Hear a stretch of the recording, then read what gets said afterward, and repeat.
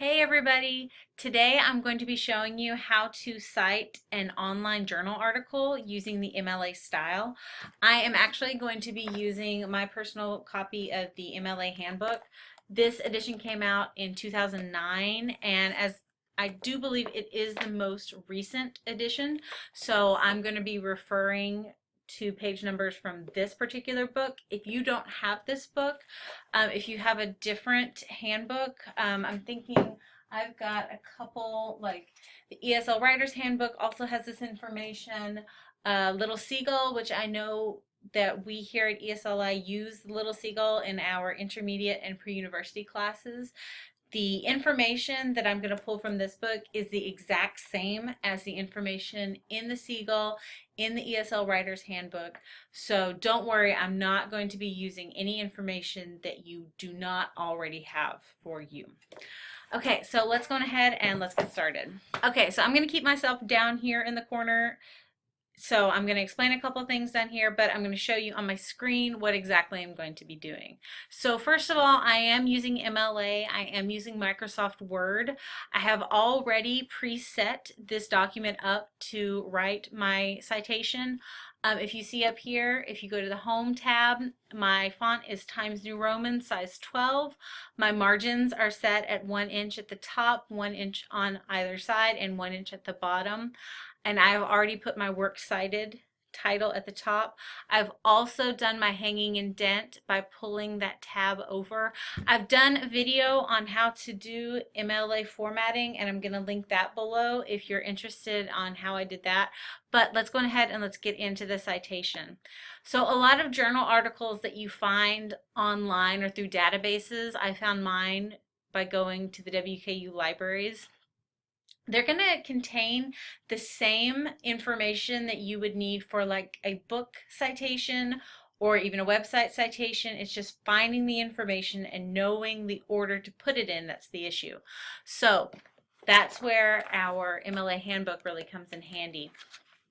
So a journal article, sometimes called a scholarly article, if you guys can see here, I've got scholarly article. That's what I'm going to be referring to. And the cool thing about the new MLA update is that really there's no difference between a paper copy versus an online copy. There's only one difference. So information is going to be the same. There's only one slight change, and I'll tell you about that at the very end.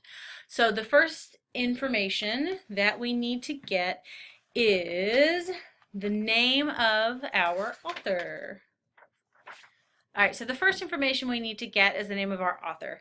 And here is my article, and it's pretty easy to see. Here is the name of my author. This is his first name. This is his last name. I'm recording this on a Friday. Can you not tell? So what I'm going to do, because this is what we do in MLA, I'm going to start by typing his last name first, followed by a comma, and then his first name, followed by a period. What this does is it allows you, if you have multiple citations, to easily put your citations in alphabetical order according to author's last name.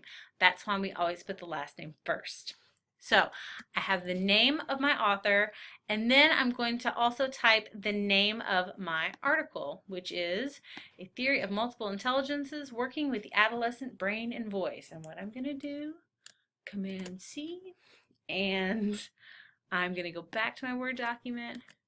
I'm going to paste it.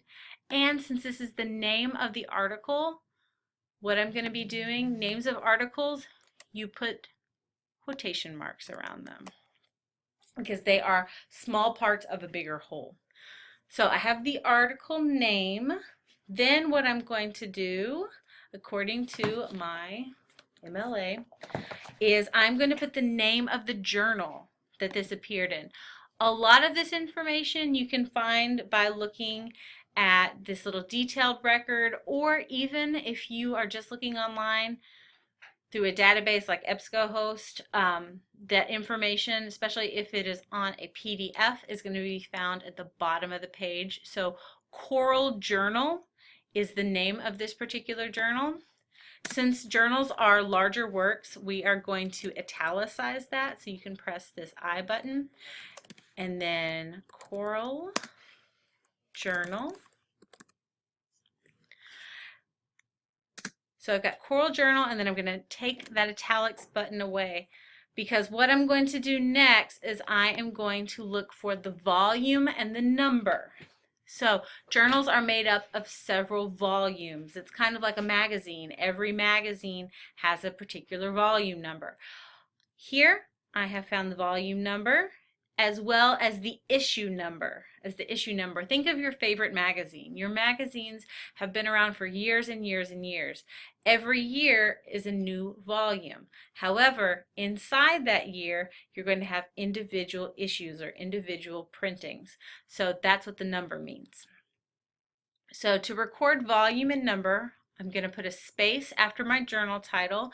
I'm going to take away that italics, and then I'm going to start with that volume, which I've been talking so much, I forgot, 55 and number 9. Let's go back to Microsoft Word. So 55 period 9. 55 period 9, and that records volume and issue number, and that's all you have to do as far as formatting that information. Once upon a time, you used to have to write VOL and NUM, but thanks to the reformatted MLA, you don't have to do that anymore, so it saves a lot on our typing.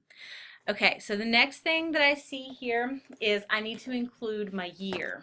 So the year that this was published. I'm going to go back to my article, and sometimes you're going to find that information, sometimes you're not. Here it looks like, oh, I found a year, October 2014. But if I read a little bit, it just says that this article was based on a talk that was given in October of 2014. That's not the actual year that this article was published. So I'm going to scroll down and down and down, and I really am not seeing any years here. However, what I do see when I look over here in my detailed record is the date, and this is the date that it was published. So what I'm going to do, I'm going to put parentheses, and inside I'm going to put the month, which was April, and the year, 2015, I believe. Yes, April 1st, 2015. So now I have my year. The next thing I'm going to do is I'm going to put a colon right after. All right, and what that colon is going to do, it's going to separate the year from the next element that I need, which is the number of the page. So once again, I'm going to go back to my article. I'm going to look at the bottom of the screen on each one of these pages. All right, so this is page 1 up here, and it begins on page 57. So I'm going to write 57. And I'm going to put a dash because it does continue, and it continues to, let's scroll down, page 62, page 62. So I'm going to go back, 62, and then period. If for some reason you cannot find the page numbers, I'm really lucky because my article is a PDF. It's a copy, but if you can't find the page numbers, what you're going to type instead is NPAG, and that means non-paginated, or there are no page numbers.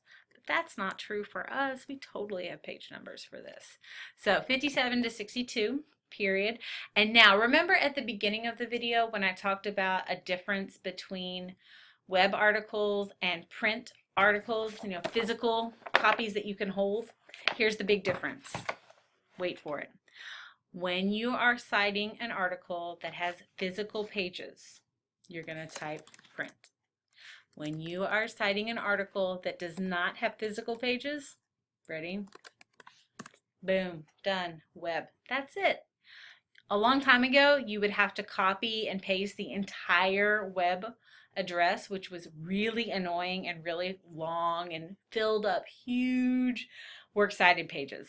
But now they've simplified it, so thank goodness we're saving more time with our fingers. All right, last thing we're going to do is we're going to type the date of access, which is the date that we found this article. So today is, I'm going to use my phone, date is March 25th. So in MLA, we always start with the date. So 25 March 2016, period at the end.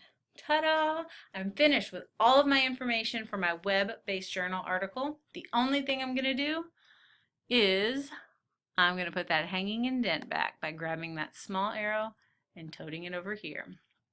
Now this is MLA, so let's make sure that we have, oh, there it is, double spaced everything.